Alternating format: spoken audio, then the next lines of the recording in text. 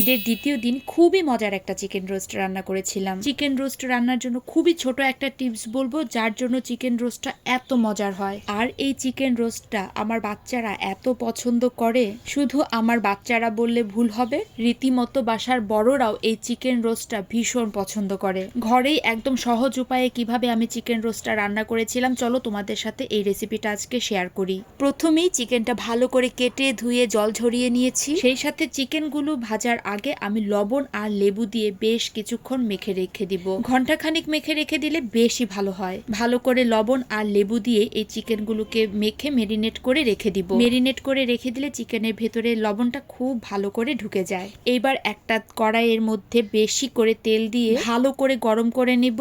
তাতে অল্প একটু লবণ ছিটা দিয়ে তেলটাকে ভালো করে নাড়াচাড়া করে গ্যাসের আঁচটা মানে চুলার আঁচটা মিডিয়াম করে রেখে তারপর চিকেনগুলোকে ভেজে নিব। কড়াইয়ে অল্প একটু লবণ দিয়ে নাড়াচাড়া করার ফলে চিকেনগুলো কড়াইয়ের মধ্যে একদম লেগে যাবে না।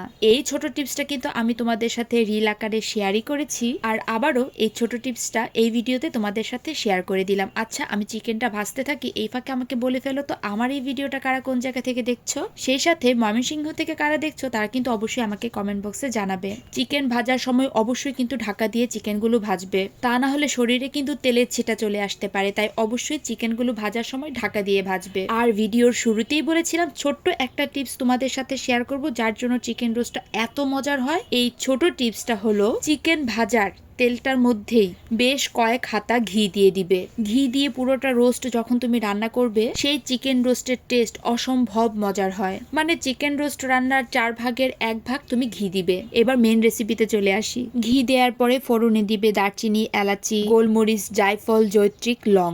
এরপর দিয়ে দিবে অল্প একটু পেঁয়াজ কুচি। পেঁয়াজ কুচিটা হতে থাক, এই ফাঁকে আমি রসুনটাকে ব্লেন্ড করে চলে আসব।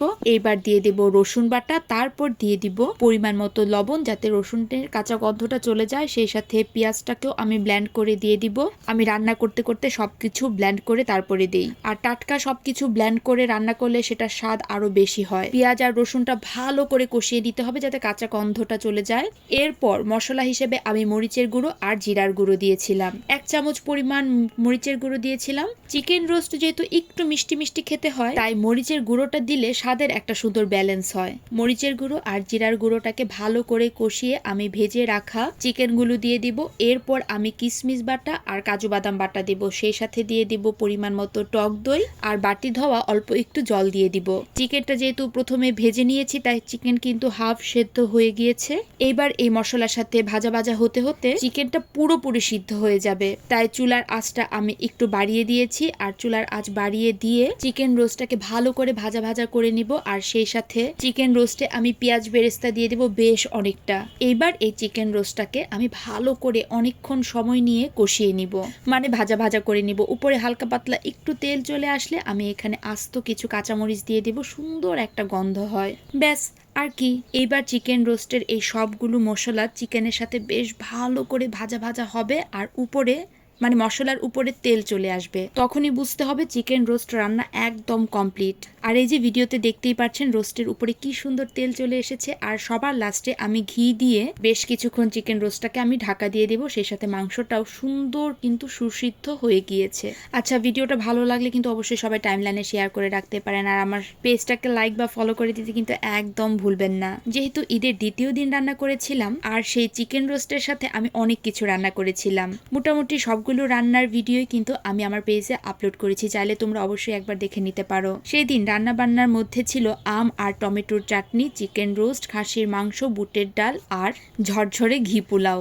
আর ভিডিও করব বলে সুন্দর করে একটু সাজিয়ে গুছিয়ে নিচ্ছি। তো আজকের এই ভিডিওটা কারা কোন জায়গা থেকে দেখেছো অবশ্যই কিন্তু কমেন্ট বক্সে জানাবে। ভিডিওটা ভালো লেগে থাকলে অবশ্যই সবাই টাইমলাইনে শেয়ার করে রাখবে।